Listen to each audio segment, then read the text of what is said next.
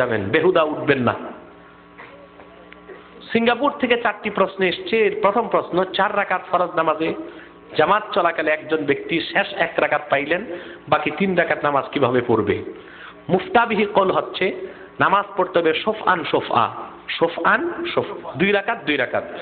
যে ব্যক্তির 1 রাকাত শেষ 1 রাকাত পেলেন, তিনি প্রথম 3 রাকাত পান নাই, প্রথম 3 রাকাত পান নাই। তাকে প্রথম 2 রাকাত একসাথে পড়ে তাশাহুদ পড়তে হবে, তারপর আবার দাঁড়ায় 1 রাকাত পড়ে তাশাহুদ পড়ে সালাম ফিরায় দিবে। 2 নম্বর প্রশ্ন, বিতির নামাজ 1 রাকাত। আহলে হাদিসের লোকেরা বলে না, ইজমায়ে উম্মত বিতির নামাজ 3 রাকাত। কয় রাকাত? 3 রাকাত। আহলে হাদিস যারা লা মাযহাবী, তারা কারা? লা মাযহাবী, যারা কোনো মাযহাব মানে না। এদের সাথে আমাদের শুধু আমলের পার্থক্য না। অনেকেই মনে করে লা মাযহাবীদের সাথে আমাদের পার্থক্য হচ্ছে আমরা পড়ি 20 রাকাত তারাবি, তারা পড়ে 8 রাকাত। আমরা পড়ি 3 রাকাত ওয়েতের, তারা পড়ে 1 রাকাত। আমরা নাভির নিচে হাত বাঁধি, তারা বুকের উপর হাত বাঁধে। আসলে এগুলো কোনো মতভেদই না। কথা বুঝতে পারছেন? আমলের পার্থক্য বড় পার্থক্য না। আমাদের কথা হচ্ছে যে আহলে হাদিস লা মাযহাবী যারা, তাদের আকীদার মধ্যে ত্রুটি আছে। সেটা হচ্ছে তারা ইবনু তাইমিয়ার অনুসারী। কার অনুসারী? ইবনু তাইমিয়ার অনুসারী। ইবনু তাইমিয়া ছিল এক পথভ্রষ্ট ব্যক্তি, আর পরবর্তী তার অনুসারী ছিল ইবনু আব্দুল ওয়াহ্হাব নজদি। 1701 সালে আরবের রিয়াদের নিকটবর্তী নজদ নামক এলাকায় যার জন্ম। বুখারী শরীফে একটা হাদিস এসছে, একবার শাম দেশের লোকেরা আল্লাহর হাবিবের কাছে যেয়ে বললেন, হুজুর শামের জন্য দোয়া করেন। হুজুর পাক সাল্লাল্লাহু আলাইহি ওয়াসাল্লাম তখন দোয়া করেছেন, আল্লাহুম্মা বারিক লানা ফি শামিনা। ইয়ামানের লোকেরা বললেন, হুজুর ইয়ামানের জন্য দোয়া করেন। আল্লাহর হাবিব সাল্লাল্লাহু আলাইহি ওয়াসাল্লাম দোয়া করেছেন, আল্লাহুম্মা বারিক লানা ফি ইয়ামানিনা। নজদের লোক বললেন, হুজুর নজদের জন্য দোয়া করেন। হুজুর দোয়া করেন নাই। হুজুর বলেছেন, ইয়াতলাউ কারনু শায়তানে মিনান নজদে, নজদ থেকে শয়তানের শিং বের হবে। ভারত উপমহাদেশের শ্রেষ্ঠ মুহাদ্দিস আল্লামা সৈয়দ মুহাম্মদ আনোয়ার কাশ্মীরি রাহমাতুল্লাহ বুখারীর ব্যাখ্যা গ্রন্থ ফাইজুল বারী শারহু সহিহুল বুখারীর 4th খণ্ডে যথাসম্ভব 175 পৃষ্ঠায় তিনি লিখেছেন, আম্মা আব্দুল ওয়াহ্হাব আন-নাজদি কানা রাজুলান বালিদান কলিলাল ইলমে। আব্দুল ওয়াহ্হাব নজদি, ইবনে আব্দুল ওয়াহ্হাব নজদি, যে ছিল ওহাবীদের নেতা, সে ছিল নিতান্ত অল্প জ্ঞানের অধিকারী, চরম মূর্খ, পথভ্রষ্ট এক ব্যক্তি। আল্লামা আনোয়ার কাশ্মীরি শয়তানের শিং বলতে এই ওহাবীদের নেতা ইবনে আব্দুল ওয়াহ্হাব নজদির কথাই বুঝিয়েছেন। কথা বুঝতে পেরেছেন? ফতোয়া শামী 3য় খণ্ডে বাবুল বুগাতের মধ্যে ইবনে আবিদিন শামী এই ওহাবী ফেরকাকে, ইবনে আব্দুল ওয়াহ্হাব নজদির অনুসারী, যাদের মূল পরিচয় লা মাযহাবী। মূল পরিচয় কি? ওরা মানুষকে ধোঁকা দিতে পরিচয় দেয় আহলে হাদিস। কি পরিচয় দেয়? ওরা আহলে হাদিস না, ওরা আহলে হদস। ওরা কি? আহলে হদস। ওরা এরা এই লা মাযহাবীদের মূল নেতা ইবনে আব্দুল ওয়াহ্হাব নজদি, সে ছিল পথভ্রষ্ট ব্যক্তি। তার অনুসারীরাই লা মাযহাবী, যারা কোনো মাযহাব গ্রহণ করে না। 20 রাকাত নামাজ পড়ে 8 রাকাত, 3 রাকাত ওয়েতের পরে 1 রাকাত। তাদের সাথে বাবুল বুগাত ইবনে আবিদিন শামী বলেছে তারা পথভ্রষ্ট, আহলুস সুন্নাহ ওয়াল জামাতের খারিজ, একটা বাতিল ফেরকা। তাদের কোনো সন্দেহ নাই। ঠিক কিনা বলেন? ভাইয়ের আমার, বন্ধুরা আমার, এই লা মাযহাবী আহলে হাদিস যারা, তাদের মূল নেতা ইবনু তাইমিয়া তার সিরাতে মুস্তাকিম কিতাবে লিখেছে, আল্লাহর আকার আছে। জোরে বলেন নাউযুবিল্লাহ, জোরে বলেন আস্তাগফিরুল্লাহ।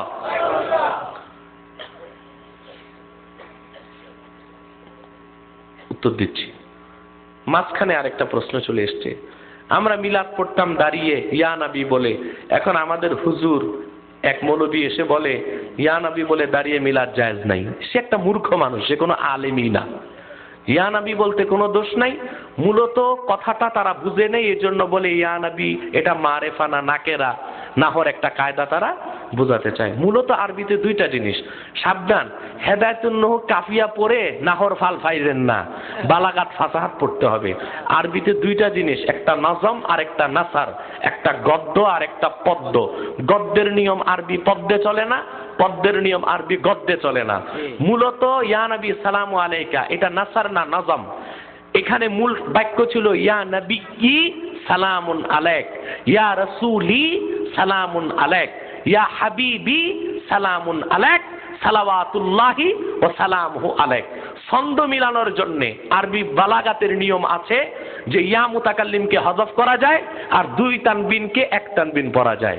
এই জন্য ইয়া নবী সালামু আলাইকা, ইয়া রাসূল সালামু আলাইকা, ইয়া হাবিব সালামু আলাইকা, সালাওয়াতুল্লাহি ওয়া সালামু আলাইকা এটা পড়া যায়, না জায়েজের কিছু নাই। কথা বুঝতে পারছেন? আর মিলাদ কিয়ামের দলিল ও বাহস এই বিষয়ের উপর আমার একটা ক্যাসেট আছে, 42টা দলিল এক জায়গায় আছে, আপনারা তা সংগ্রহ করে নেবেন ইনশাআল্লাহ।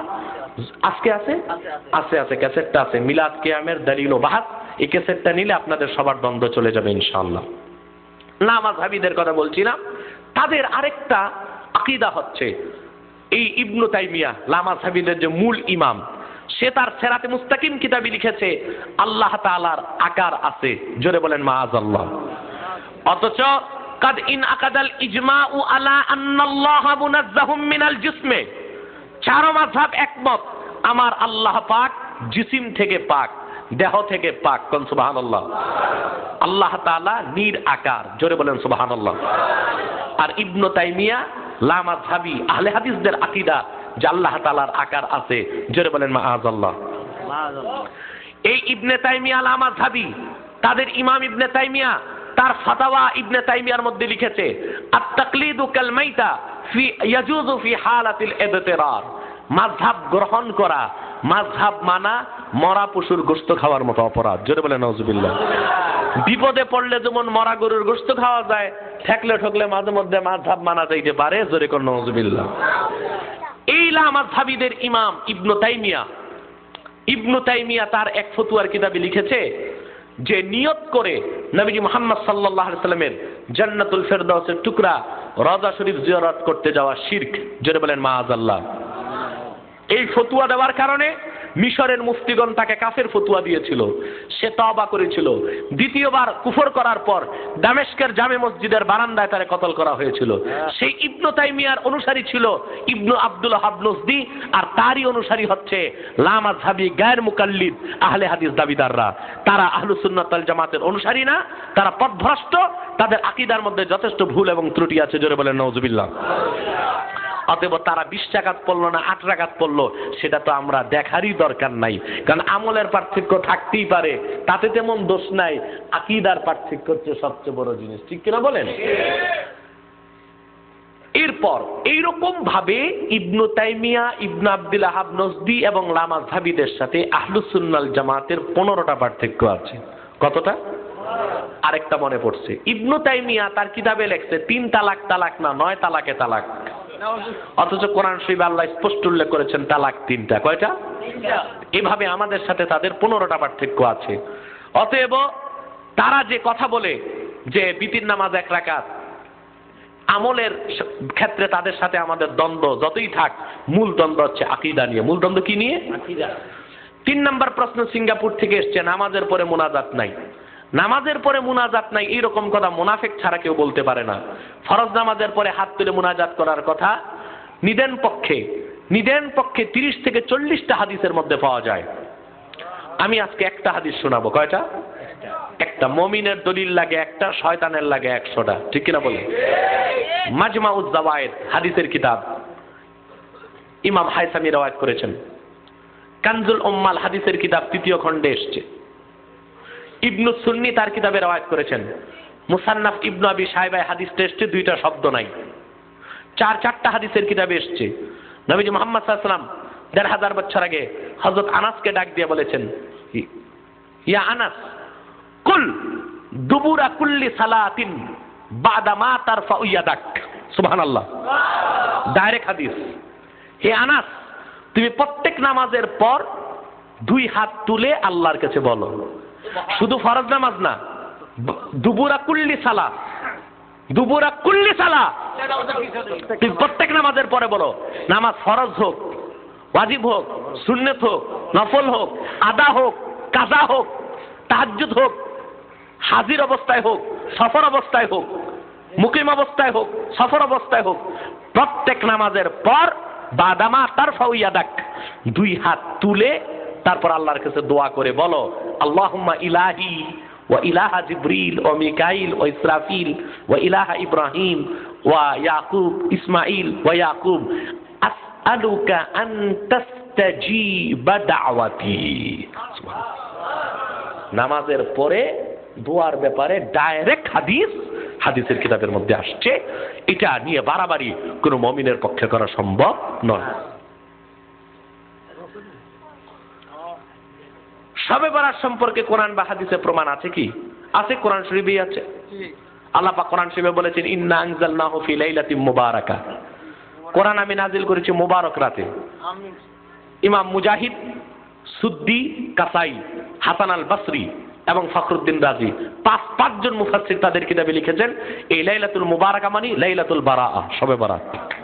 এটা বরকতের রাত। হাদিসে অসংখ্য হাদিস এসেছে এই ব্যাপারে। লাইলাতুল বারাতের দিনে রোজা রাখা আর রাতে নামাজ পড়া, ঠিক কিনা বলেন? আব্দুল কাদের জিলানী রাহমাতুল্লাহ গুনিয়াতুত তালিবিন এই ব্যাপারে অসংখ্য হাদিস নকল করেছেন। এই দেশের একটা প্রশ্ন, এক লোক বলেছে গানের পক্ষে 12টি হাদিস, এই কথাটি সত্য নাকি মিথ্যা? নওজুবিল্লাহি মিন যালিক। গানের পক্ষে কোনো হাদিস নাই। কিরকম হাদিস আছে? হাদিসের যে অপব্যাখ্যা তারা করে, একটা আমি বুখারীর হাদিস থেকে বলেছি, মনে আছেন আপনাদের? আর হাদিসে যত কথা এসছে দফের ব্যাপারে। কিসের ব্যাপারে? দফ আর ঢোল এক জিনিস নয়।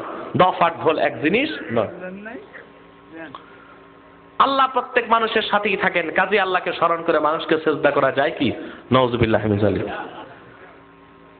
আল্লাহ সব জায়গায় আছেন, ইলমান কুদরাতান, আর তিনি আছেন গোটা সৃষ্টি জগতের উপরে। আমার দেশের ভণ্ড পীর ফকিররা একটা হাদিস বলে কুলুবুল মুমিনে আরশুল্লাহ, মুমিনের কলব আল্লাহর আরশ। এটা মওযু কথা, বানোয়াট কথা, এটা কোনো হাদিস না। আল্লাহ আলিল মাসনুয়া ফি আহাদিসিল মাওদুয়া, হাদিসের কিতাবে ইমাম সুয়ুতি লিখেছেন এটা কোনো হাদিস না, হাদিসের নামে বানোয়াট কথা।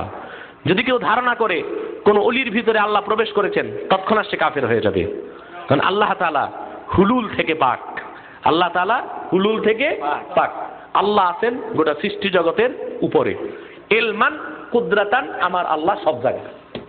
কথা বুঝতে পেরেছেন? কোন মানুষকে সাজদা করা জায়েজ হইতে পারে না। কোন মানুষকে সাজদা করা জায়েজ হইতে পারে না। শিরকে আকবার। এটা কি? আল্লাহ তাআলা এই কথাগুলোর উপর আমাদের